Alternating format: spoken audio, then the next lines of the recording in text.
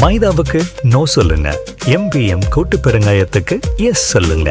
No மைதா.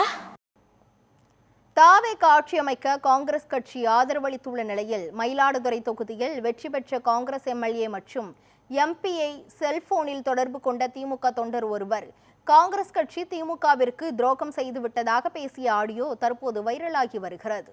மயிலாடுதுறையில் காங்கிரஸ் சார்பில் போட்டியிட்டு ஜமால் முகமது யூனுஸ் வெற்றி பெற்றார். இவரையும் காங்கிரஸ் MP சுதாவையும் தொடர்பு கொண்ட மறையூர் கிராமத்தை சேர்ந்த திமுக தொண்டர் மோதிரம் கணேசமூர்த்தி தாங்கள் கஷ்டப்பட்டு ஜெயிக்க வைத்த நிலையில் தற்போது தாவேகாவுக்கு ஆதரவு தெரிவித்திருப்பது நியாயமா என்று கேள்வி எழுப்பியுள்ளார். அதற்கு MP சுதா நேரில் வந்து பேசுகிறேன் என்று தெரிவித்துள்ளார். இவரை தொடர்ந்து MLA யூனுஸ் இதுகுறித்து கணேசமூர்த்தியிடம் பேசிய போது இது தன்னுடைய தனிப்பட்ட முடிவு இல்லை என்றும் துரோகமும் இல்லை என்றும் பதிலளித்திருக்கிறார்.